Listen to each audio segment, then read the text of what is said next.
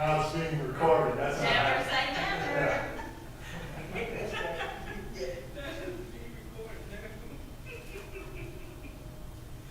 I'm sure all of us have said that. You Yeah. can look right in front of your face.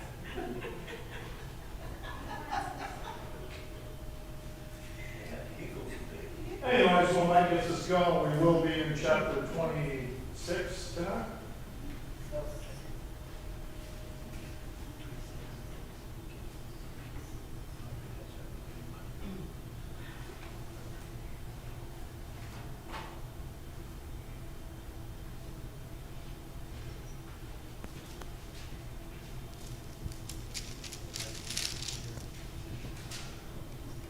Since Stanley brought somebody with him, chapter 26, I didn't think about it until this very moment, marks the halfway point of the book of Genesis. We've just studied 25 chapters. There are 50 to go.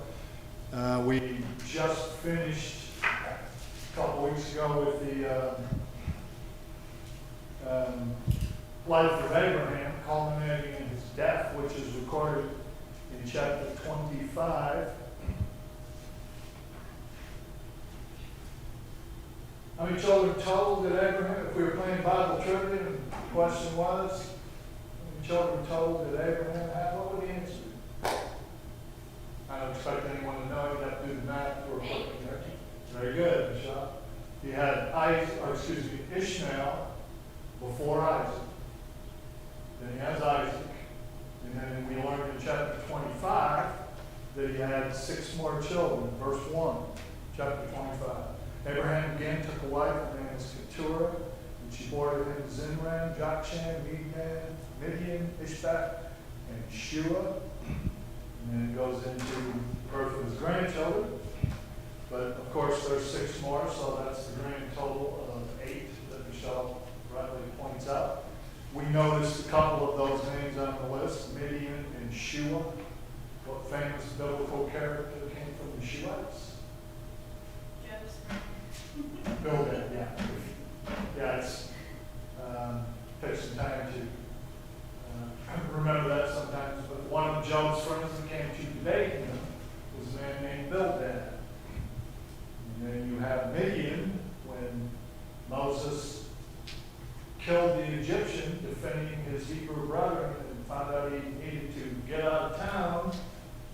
He fled to the back of the desert, where he met the Midianites, and his soon-to-be father-in-law Jethro was a priest of the Midianites. Now, why do we point that out particularly? Because you're supposed to raise your children in the nurture and the admonition of the Lord. Midianites had every reason to know the God Abraham believed in. There's no reason why they faded so far from God. By the time you get to the book of Numbers and Balaam, who will not curse Israel but blesses them 4 times, he ends up causing a plague that kills 22,000 Israelites. Remember what he did? He counseled the Midianites women to seduce the Israelite men with their ritual prostitution, which was part of their worship service. Lewd, lascivious behavior in their worship service. What's the Midianites doing? Midianites, they are one of Abraham's children. How did they get so far removed from God? One of the things that we will think about tonight is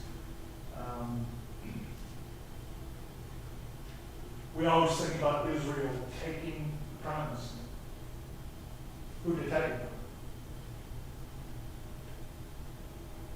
You only have to remember one word that starts with C. There's actually 7 nations. Who did they take the promised land? Canaanites. 7 nations that made up the Canaanites. But one of the things that becomes clear by the time you're done with the law of Moses, and we'll read a couple of passages tonight, wasn't so much that Israel needed to come into the promised land, is the Canaanites needed to leave. And one of the things that mankind is not very good at doing is one generation teaching their children the gospel. It's always been true. We do not pass our religion on very well. And over time, things tend to get worse. They don't tend to get better. Now, there are periods of revivals and cultures. Let's pray that we live through one. I actually think in some ways, a certain percentage of the American population pulls closer to God at times like this, not further away.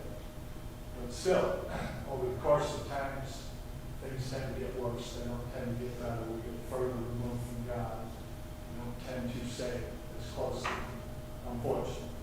And we will notice that tonight. Anyways, the Midianites, they came from Abraham. Should have known God. Should have been worshiping God the same way Abraham worshiped God. No reason they didn't. But anyways, after that, Abraham dies. He's buried at the cave of Machpelah. I was asking you a trivia question again, playing Trivial Pursuit. What's the only piece of ground Abraham ever had in the promised land that God told him he would inherit? The land that contained the cave that he ended up being buried. You know, remember this, Abraham is an incredibly important and heroic figure. And remember, Ur of the Chaldees was the capital of the Chaldees when God called him out of Ur of the Chaldees. He went up to Haran, just for your sake, to kind of give you an idea of when Abraham left to go to the promised land. The way I've been telling the last couple of weeks is imagine Savannah as Ur of the Chaldees.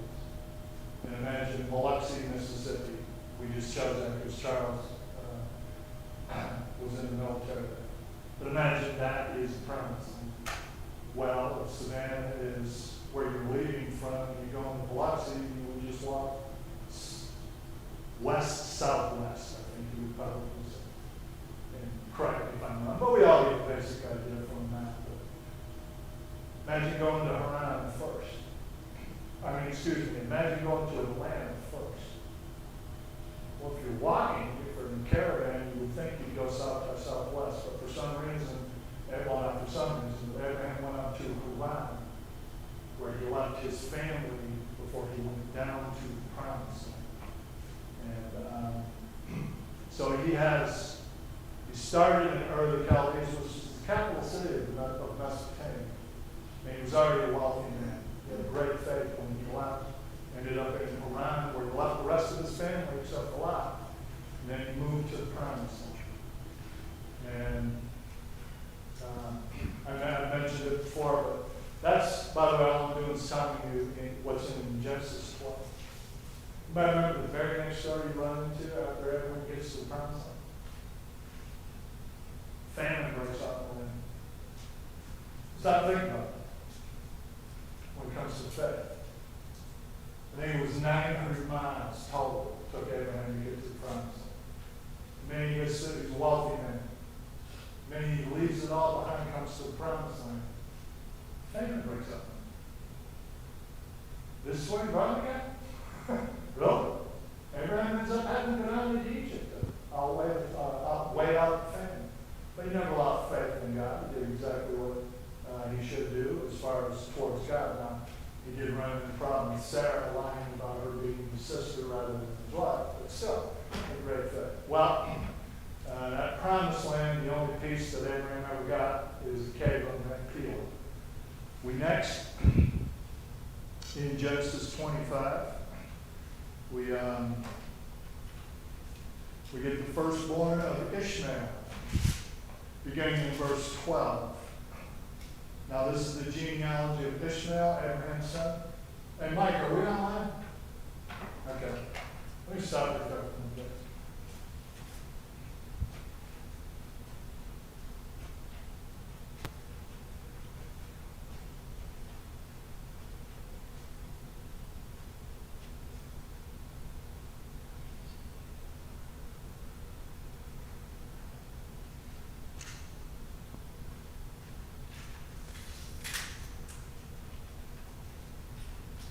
So then we have the birth, or the genealogy of Ishmael, if you will. Ishmael had 12 princes himself, even though he was not the child of promise. He was a child of Abraham. And look at how well God blessed him in this world. And Ishmael is basically the father of the Arab people to this day. I don't know if anybody's going to want to try to find us at this hour, but I'll go ahead.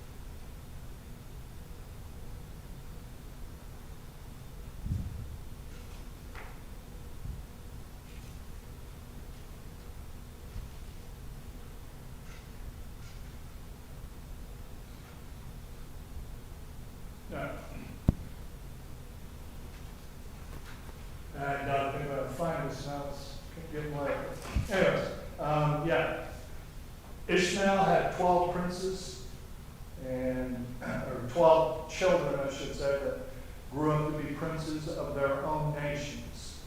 And then in chapter 25, the next story we'll run into is the genealogy of Isaac. Notice after the death of Abraham, it gives you some details about what the genealogy of Ishmael was all about.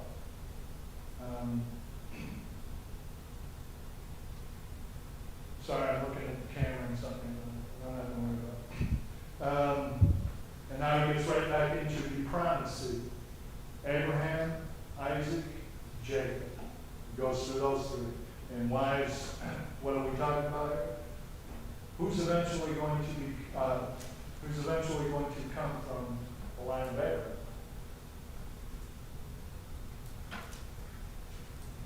Jesus. Jesus. I've said it before, but it's worth remembering. Why does the book of Matthew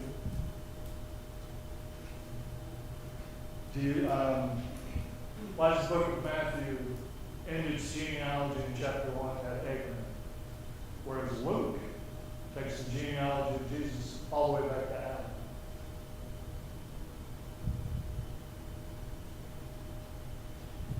Abraham was considered the father of Hebrew people. And Matthew was writing to Jews to try to convince them that the Old Testament you've been studying all your life, the one we're studying right now, led to Jesus. Jesus is the son of Abraham that the book of Genesis was talking about. In you, Abraham, all the nations of the earth will be blessed. Sorry, I'm trying to get us online and it ain't going to work, so I give up. Whereas Luke, he's not talking to the Jewish people alone. He's talking to the entire world. So he takes the genealogy of Jesus all the way back to Adam to show us that Jesus is the Savior of the entire world. And so it's different aims of the two authors. But anyways, Isaac, of course, he's 40 years old when he marries Rebekah. That's verse 20, chapter 25, verse 20. Isaac was 40 years old when he took Rebekah as wife. Took her 20 years to have a child. How long did it take Sarah to have a kid? 25. But it took Rebekah 20 years. Now she's the wife of Isaac, who's the child of promise. So she had to have just as much patience, and then eventually she has twins, Jacob and Esau, who's the oldest. What was Jacob doing when he came out of the womb? Yeah, had him by the foot or the heel. Jacob means deceiver or supplanter. And then, of course, we ended last week with Jacob Esau coming in from the field. He was hunting. He was very hungry. By the way, I try never to do this, although I fail every once in a while. You ever catch yourself saying, I'm starving? Hurry up, woman, I'm starving. I don't ever say that. But even the words I'm starving, I hate saying those words because I've never been starving. I'm not starving. I'm very hungry, but I'm not starving. Esau's a pretty good reason why you should probably remember that. Esau acted like he was starving when he was very hungry. He came in saw what Jacob was cooking, lentils, red stew, wanted it, and Jacob, of course, opportunistically takes advantage of it and said, sell me your birthright. Well, that pottage, as it's called, Esau gives up his birthright to his brother. I do not think Jacob can be commended for doing such a thing to his brother, taking advantage of an opportunity. But the Bible paints a pretty clear picture of Esau. Not in any one passage, and we will see here in a couple of minutes, we'll add another passage to it. But Esau was just very worldly. He didn't care about spiritual things. He didn't care about spiritual matters at all. He cared about worldly things. He cared about having his appetites satisfied. And so to him,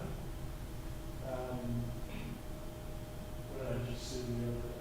Oh, I just thought that was pretty cool. It's like a bridge, 150 feet across a canyon.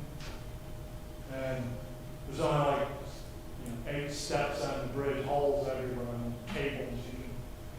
If you were actually going to try to walk this bridge, you'd be hanging on both cables. One of those things, 400 feet down is a canyon floor. And you know what the caption on the beam said? Well, here's the bridge I said I'll deal with when I get to it. That's Esau.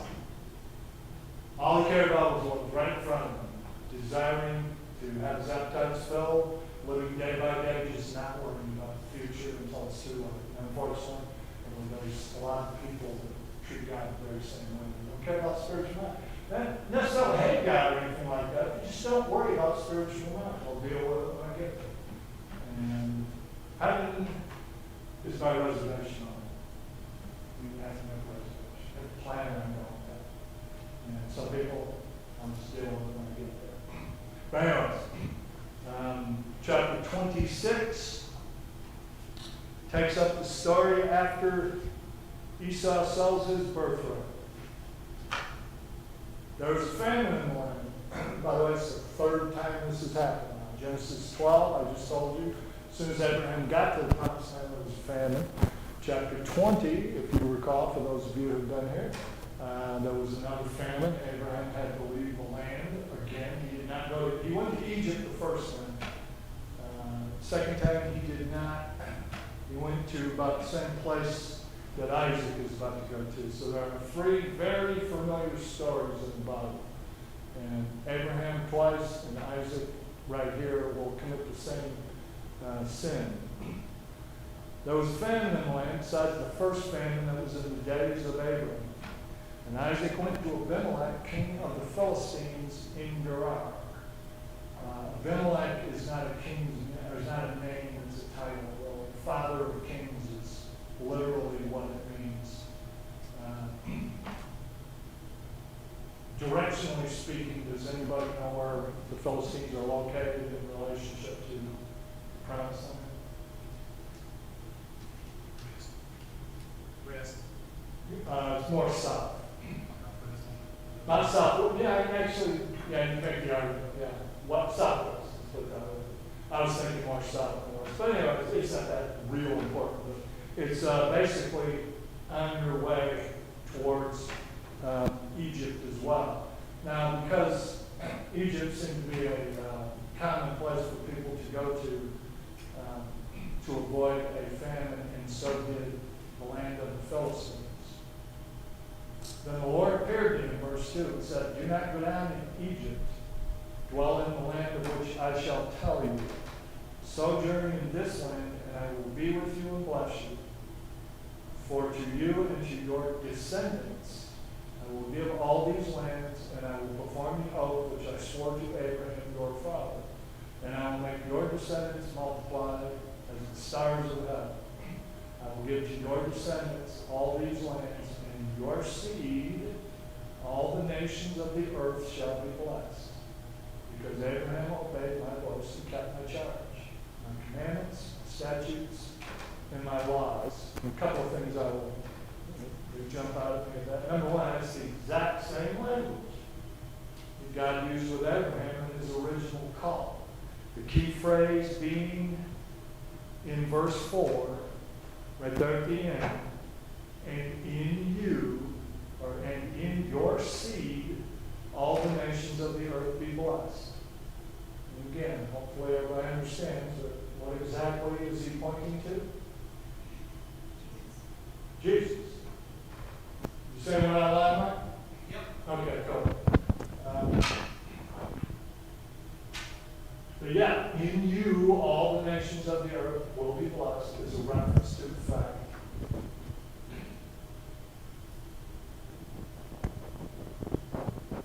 that Jesus will come from this genealogical line. Actually, let's stop right there. Go to Matthew chapter 21 to illustrate this point. What? Is the microphone on in front of Yeah. you? Wait a minute. I know I turned it in.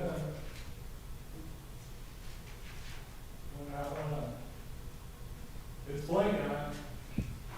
Yeah, look at Matthew 22. That's better. Yeah, I can hear it myself. Yeah. it kind of illustrates the point that I'm about to make, even though it's talking about David. But there's pretty good story to remember. Right there at the end of Matthew 22, right down to verse 41. 22:41. While the Pharisees were gathered together, Jesus asked them, saying, "What do you think about the Christ? Whose son is he?" They said to him, "The son of David." Stop right there. What's Christ mean? The anointed one. The Jews had always been looking for the Messiah. In the New Testament, it's called Christ. In the Old Testament, it's called the Messiah. Both words mean the anointed one. And the Jews understood that the anointed one, the Messiah, would be a son of David. Well, guess what? David came through the line of Abraham.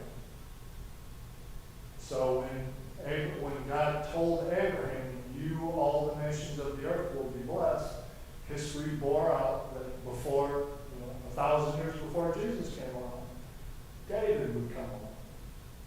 And so David was recognized as being in the genealogical line.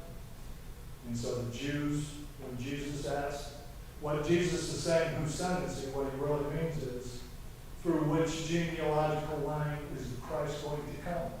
He's asking the best Jewish minds who know the Old Testament, and without blinking, they say the son of David. To which he says, he said then, "How then does David in spirit call him Lord, saying, the Lord said to my Lord, sit at my right hand, till I make your footstools your enemy." Now stop right there. Now remember, David wrote this song 1,000 years before Christ ever came to the earth. But the Jews at the time of Christ recognized that David was talking to them about the Messiah. Go through the words carefully in verse 44. The Lord, who's that? That's the Father. Said to my Lord, who's that? It's David's Lord, the Christ. The Lord said to my Lord, sit at my right hand till I make your enemies your footstool. If David then calls him Lord, how is he his son? No one was able to answer him a word, nor from that day on did anyone dare question him. Do you see the dilemma that Jesus has created for the educated Jews here? Jesus is in the genealogical line of David.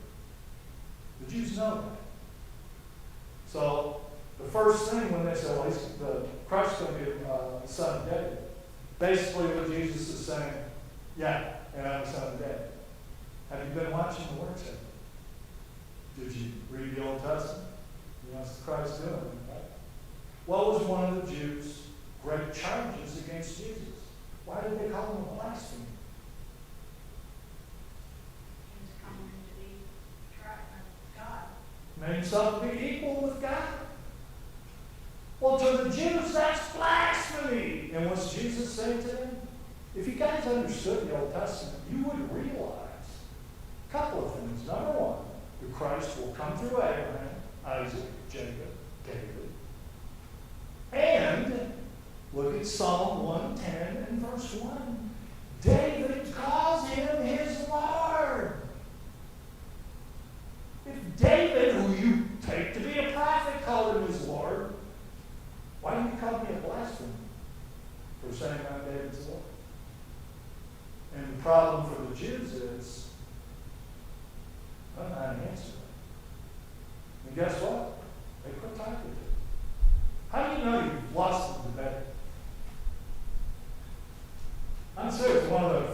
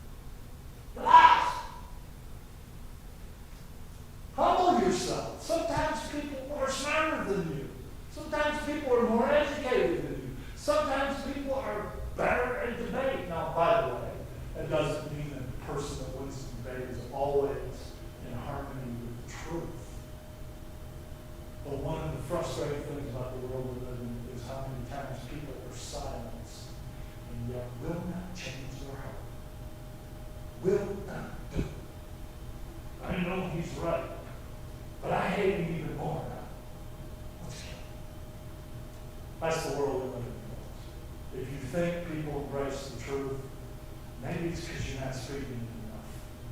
Because they don't.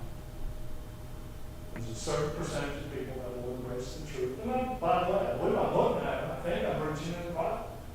It takes a certain character to be a member of the Church of Christ and say, yeah, you're right, that's what's up.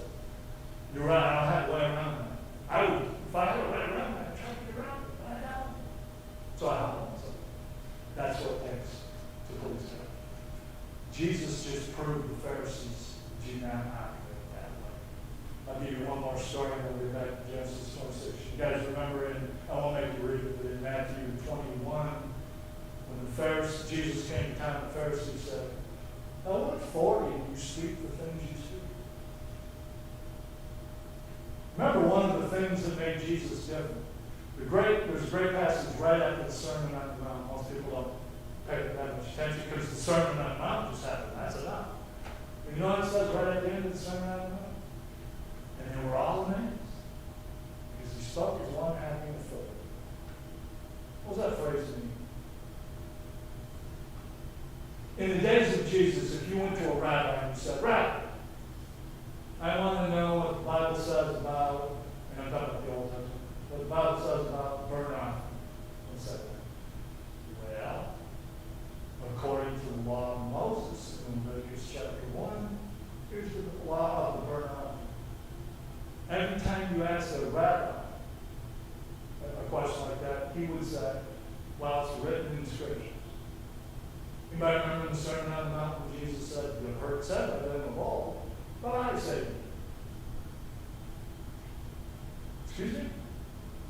They're quoting the Old Testament. You're quoting yourself. Who do you think you are? I think I'm the judge. I came here this time to save you, but the next time, my word will judge you. And people don't tend to get it. But anyways, they asked him about his authority. And he said, "Okay." Now, by the way, one of the reasons I love that section of Matthew is because it shows Jesus in debate. And it's chapters 21 and 22, fabulous. But Jesus said, Jesus didn't answer the question directly. Why do you think that is? It's a simple question. Where do you get your authority? He wanted them to understand versus him just saying. Well, but the problem is, first of all, God can't lie, so he couldn't say, "Well, I gave myself the authority." That's not true. So he couldn't say it. But what if he said, but if he had answered the question, let me put it that way. God gives me, the Father gives me the authority, for I am the Son. What would they have immediately called him? You're blasphemous. Yeah. Instead, what he said was, "Well, before I answer your question, I got one for you.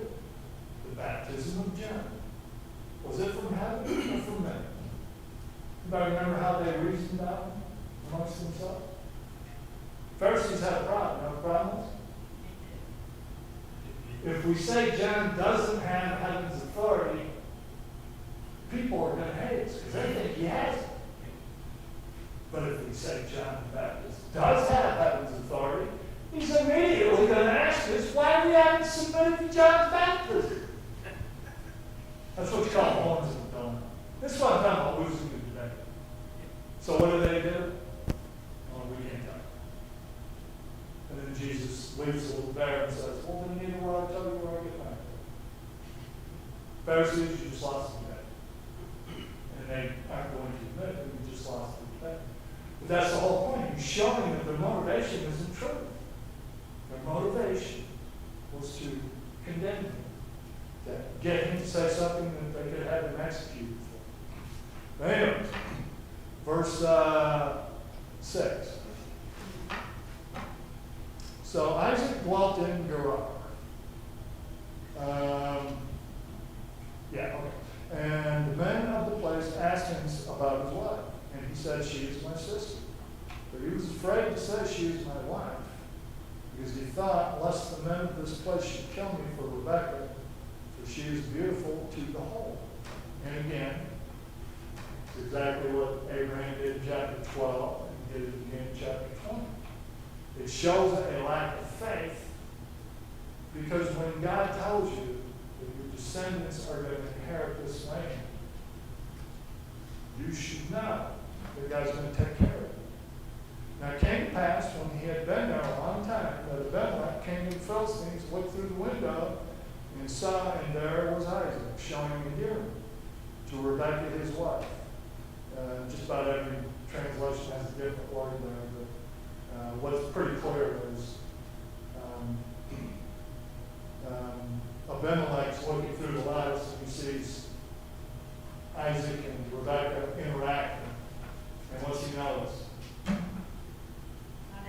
Yeah, that's not how brother and sister act now. I've been around the block 3 times. There's something else going on.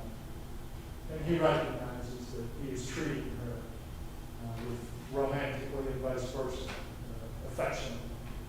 And so he calls him on the carpet for it. Then Abimelech, verse 9, called Isaac and said, quite honestly, she was your wife. How could you say she is my sister? And Isaac said to him, because I said, lest I die on account of her.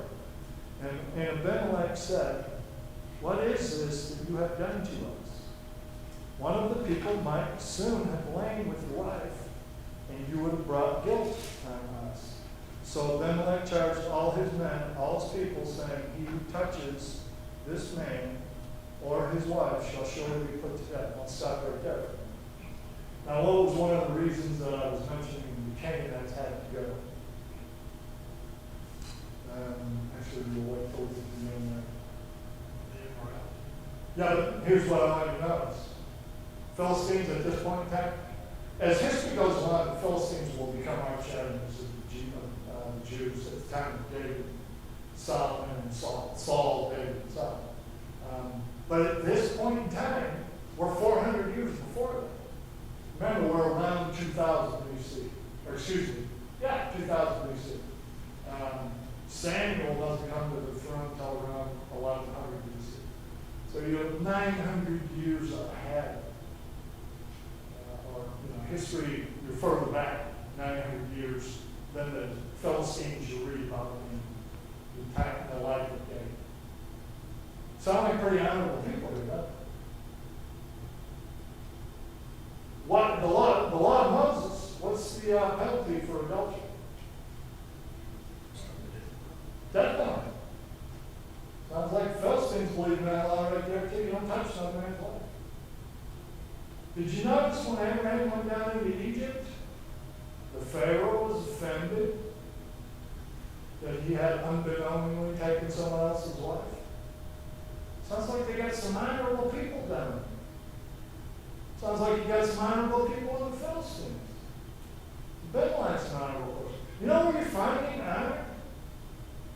Everywhere but Canaan. And that's what I mean. You know, Abraham, he lied. Isaac, here he is lying. All of the great heroes of faith had moments and times of weakness.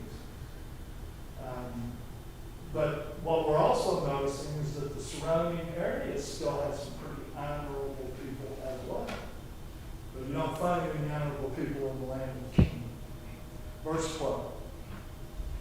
Then Isaac sowed in that land and reaped in the same year 100-fold. And the Lord blessed him. The man began to prosper and he continued prospering until he became very prosperous. For he had possessions of flocks and possessions of herds and great numbers of servants. So the Philistines envied him. Stop right there. What would you call Abraham's occupation?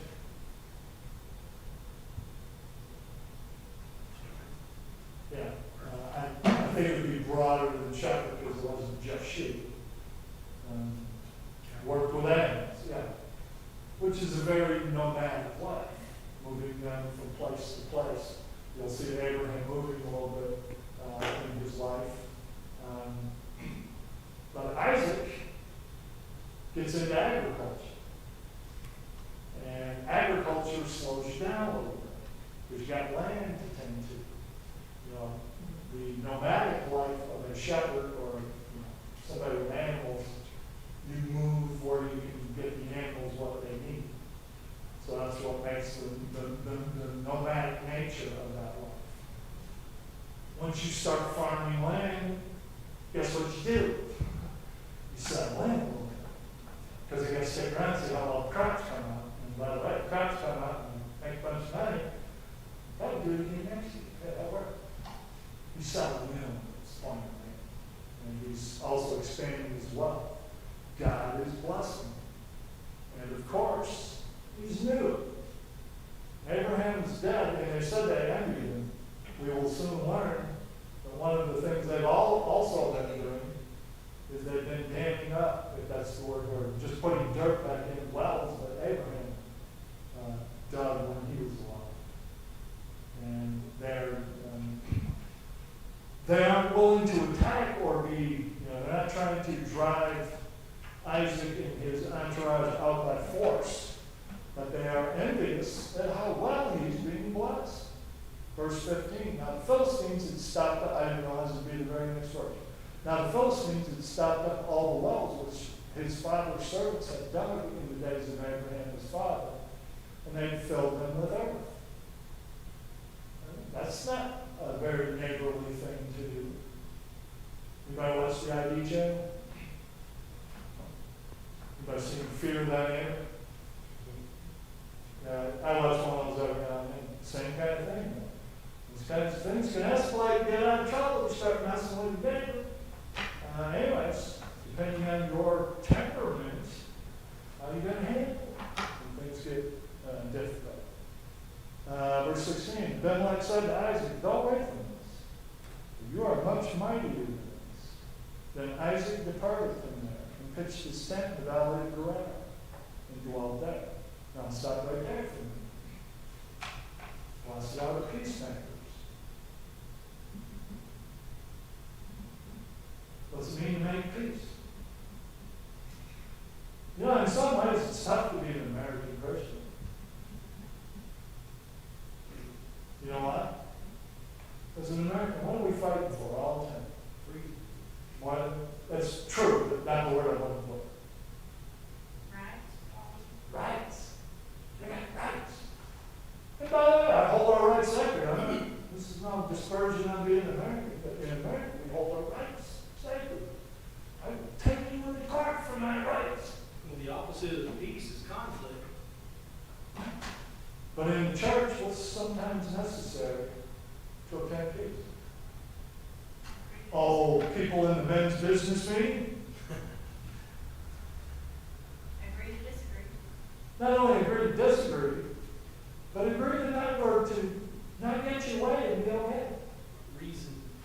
I propose we do this, brother, and I've been thinking about this for a year. And I think this would be brilliant. It's just my own opinion, but I think it would be brilliant. And then Mike stands up and leaves the room laughing, just like that.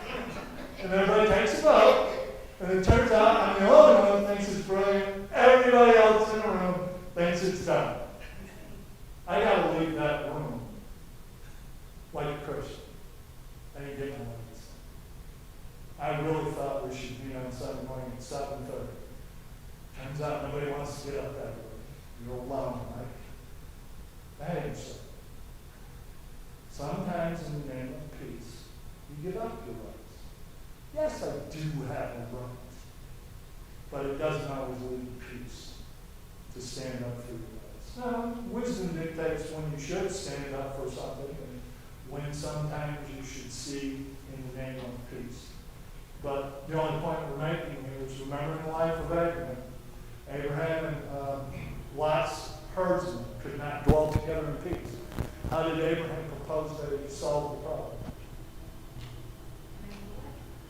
He said to Lot, you go whatever direction you go. Whatever direction you go, I'll go the other. What's Lot do? Desert, pasture land. See you, Abraham. He takes the best way. What's Abraham do? He takes his faith over here. And he's fine. By the way, who's the senior? Lot. You're on for the ride, son. God's been talking to me. When's the last time God talked to you, son?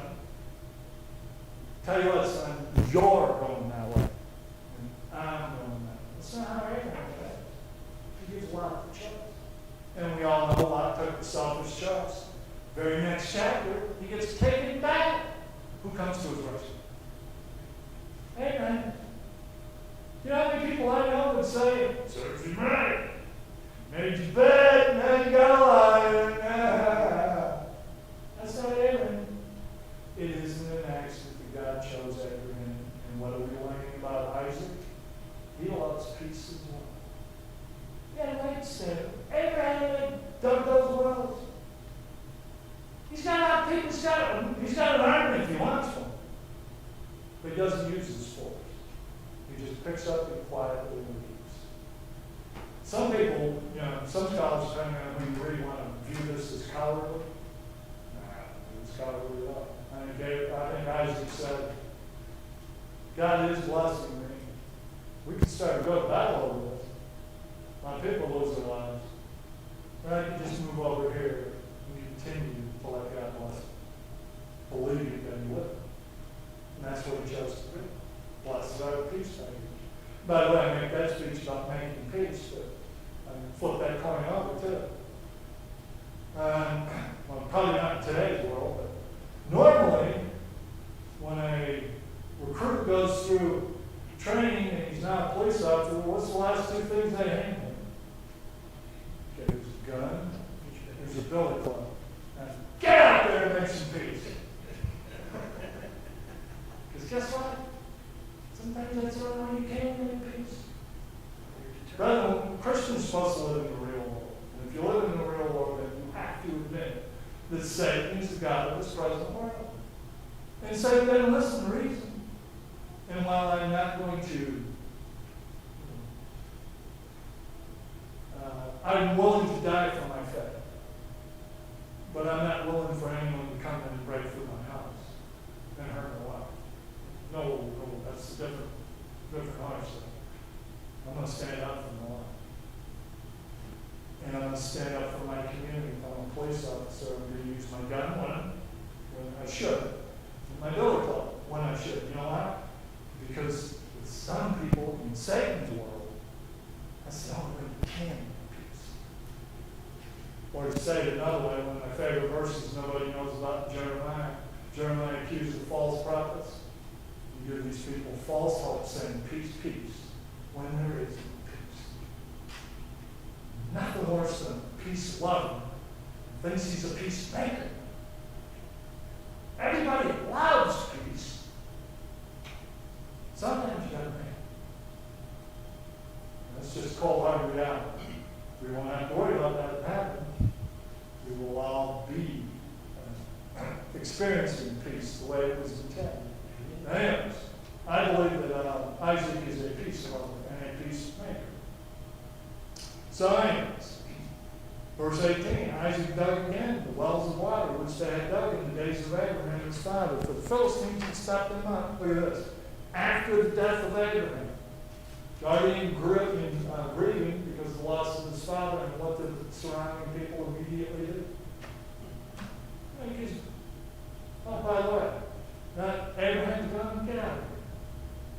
Brother, these are not nice gestures. You know how precious water is? Isaac's servants dug in the valley and found a well of running water there. Verse 20. But the herdsmen of Gerar quarreled with Isaac's herdsmen, saying, the water is ours. So he called the name of the well Esek, because they quarreled with him.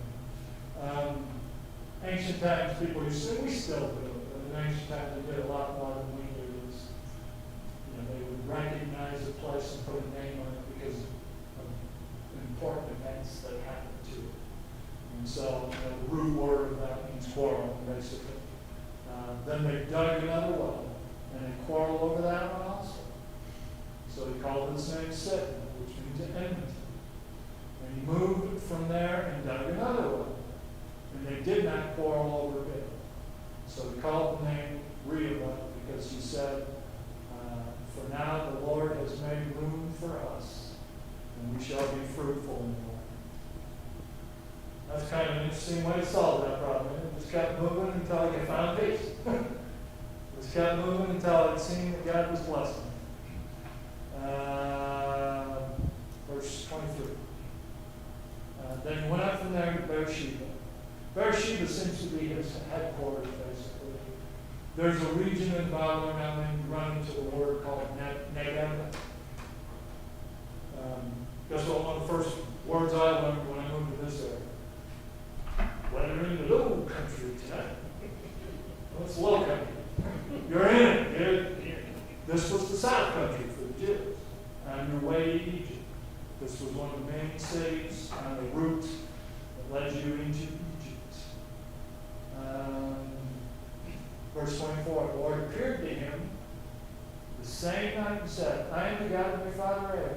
Do not fear, for I am with you, and I will bless you and multiply your descendants. My servant Abraham said, and built an altar there, and called on the name of the Lord, and pitched his tent there. And there Isaac's servants dug a well. Abraham did that twice too. When God made an appearance to him, the first thing he did was build an altar. Worship the Lord. What do you think that altar was for?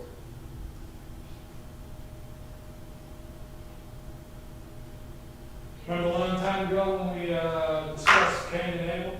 I point out every time I go through the story that if you read Genesis chapter 4 carefully, you will not know why God accepted Abel's offering, but not Cain.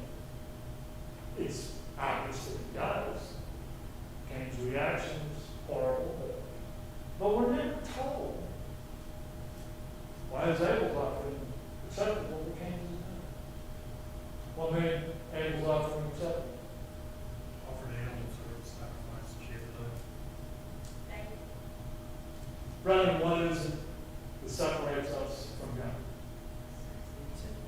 What is it that connects us back to God? It's blood. But it isn't until the blood of Christ that we will ever get efficacious blood. But in the Old Testament, as God was moving forward to Christ, animals, and I spoke of the burnt offering. When you took a bull down to the temple to offer his burnt offering, what was the first thing you did with it? You took it to the priest. Guess what you did with it? Put your hands on. Put your hands on it. What are you doing? Why are you putting your hands on it? Maybe you pat me one last time before death? No, you're transferring sin. Here's my sin. Priest slits his throat while you look at it. What happens? His eyes glaze over, blood runs out, he dies. That's what sin brings. The wages of sin is death. What it can bring. Fruit. He could have brought a lot of it. Money, hey, this is an expensive offering. It is. But it doesn't have it. Sin. And why did God teach Israel that way? What was he teaching? The wages of sin is death. That animal didn't die because of anything it did. Because of what you did. Over and over and over, God's teaching. The wages of sin is death. Then we get to the book of Hebrews, and what do we learn? Blood of bulls and goats could never take away sin. And we're always pointing towards the offering of Christ, the Lamb of God, who takes the sin of the world. I forgot more than stand in front of the camera. But anyway, yeah. I'll never be a TV star. Mike spends the hour over here to see his right shoulder. I zoomed out.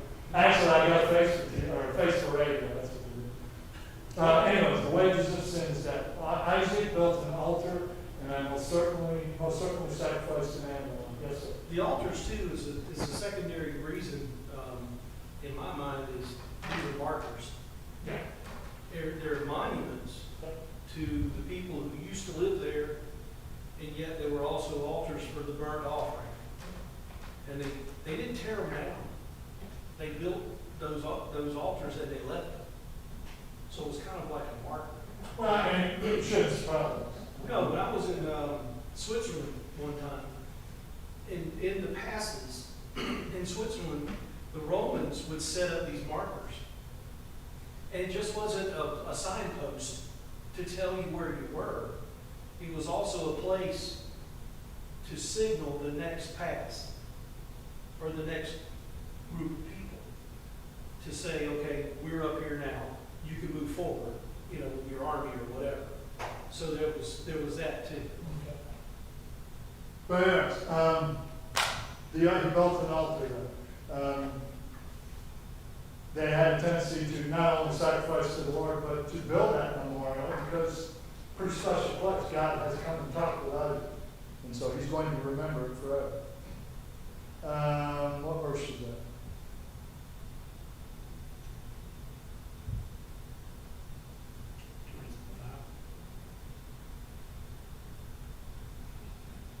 Yeah, okay, thank you, Stan. Verse 26. Then Abimelech came to him from Gerar, and Ahuzzath, one of his friends, and Phicol, the commander of his army. Ahuzzath, we don't know anything about it, but who's the only other Philistine you can name by name? Notice the F at the end of each one. Yeah, it's a Philistine name because these local towns believe in their local gods, which is what's going on here. Notice, Abimelech came from Gerar with Ahuzzath, one of his friends. Phicol, the commander of the army, and Isaac said to him, "Why have you come to me since you hate me, and you've sent me away from you?" But they said, "We have certainly seen that the Lord is with you." So we said, "Let there now be an oath between us, between you and us, and let us make a covenant with you that you will do us no harm, since we have not touched you.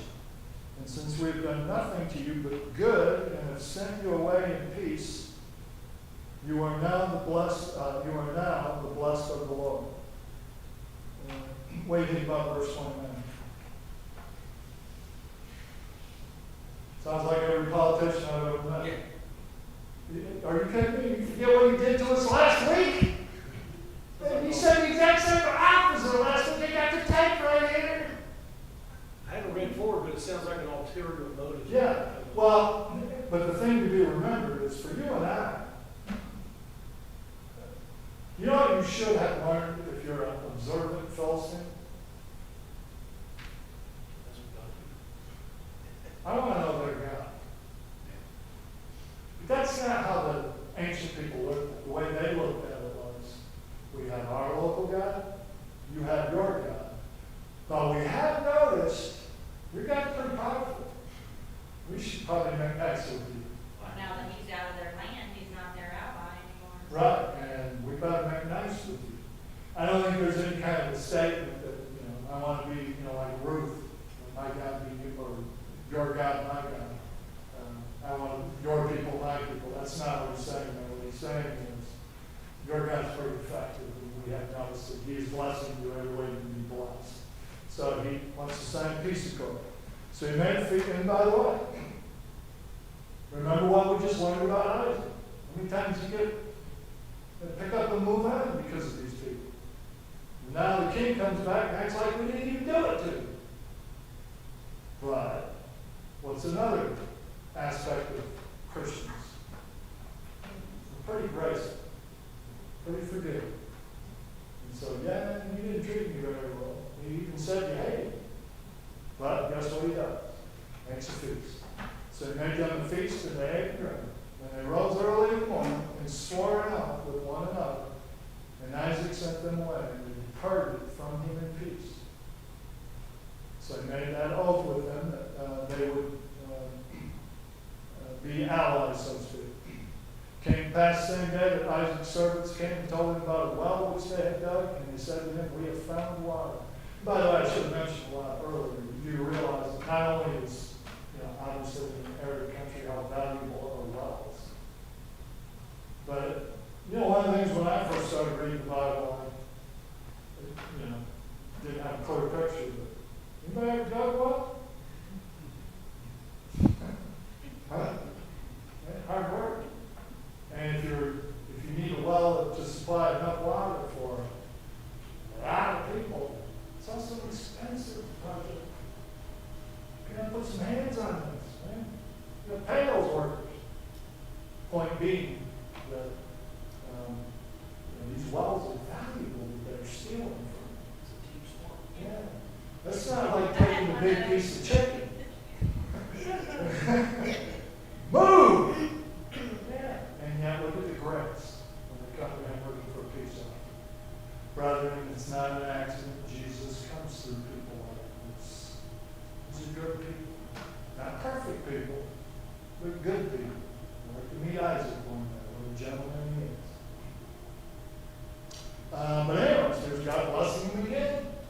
Forms a covenant with these people, and God gives him more water. So he called it Sheba, which means, can't read my, covenant. Can't read my own handwriting. Therefore, the name of the city is Beersheba to this day. When Esau was 40 years old, which seems to be the age they were looking at, one of the things that I haven't looked into yet, I want to, if I ever do, I'll tell you more about it. Well, how old was Isaac when Abraham sent his servant to go find him water? 37. Yeah. He's 40. For some reason, that seemed to be the age that parents started looking for partners, or spouse for their sons. Seems a little old to me. In our day and age, we would like you to be gone, 18 to 20 something, depending on whether you go to school, live at home, or whatever. But basically, in your 20s, you do things like that in our culture. Our culture is a little different here. But even with Esau, he's 40 years old. But he didn't let Isaac and Rebekah go to get him wives. Look what he did. He took as wives Judith, the daughter of Beeri, the Hittite, Basemat, the daughter of Elon, the Hittite. And look at how the chapter ends. And they were grief of mind to Isaac and Rebekah. Now again, for time's sake, particularly the little arc that I drew. Now remember, Abraham is in Biloxi, Mississippi, when he sends Eliezer of Damascus up to Atlanta to find a bride for him. Why? Because that's where his people are. But when Esau comes time to pick a bride, not only does he want one, but he wants two. Where's he get it from? He didn't let Isaac and Rebekah go find him alone. Picked his own wives. Right there from among the Canaanites. We're going to be destroyed one day. His parents knew. Man, what a grief it is. You raise your children right. You watch them do what they're going to do anyways, and you can't do anything about it except pray and hopefully they'll come to their senses one day. But again, here's another piece of the puzzle. Why does the book of Hebrews call Esau a profane person? Because he didn't care about spiritual things. He knew what his parents thought about his choice. He didn't care. He was driven by eyesight. And was one of the reasons that he shouldn't have chosen Canaanite.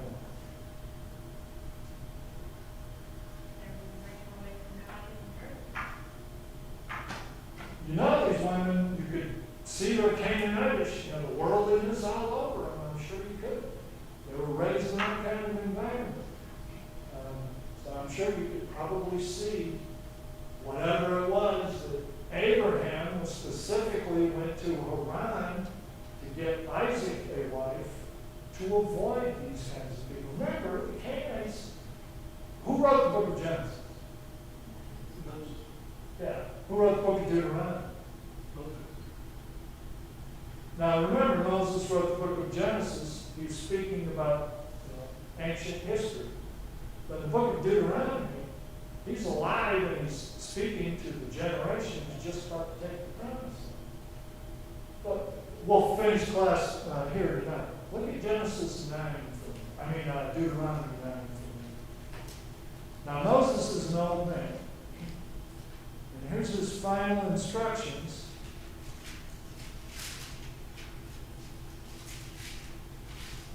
To the second generation just before they take the promised land. This is one of my favorite passages from the book of Deuteronomy. Deuteronomy 9.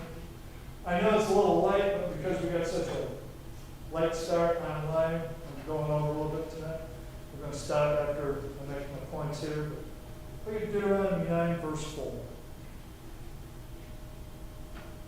The Jews are getting ready to take the promised land. Here's what Abraham says to them. Do not think in your heart after the Lord your God has cast them out from before you. And them there was the Canaanites. After God has cast out the Canaanites from before you, saying, because of my righteousness, the Lord has brought me in to possess this land. But it is because of the wickedness of these nations that the Lord is driving them out from before you. It is not because of your righteousness or the uprightness of your heart that you're going to possess their land, but because of the wickedness of these nations that the Lord your God drives them out from before you. And he may fulfill the word which the Lord swore to Abraham, Isaac, and Jacob. Therefore understand that the Lord your God is not giving you this good land to possess because of your righteousness. For you are stiff-necked people. What's that passage telling you? It isn't so much that I want you in this land because you're the best. That's how wicked Canaanites are. And you got to go. It's amazing how unfair people can be to God.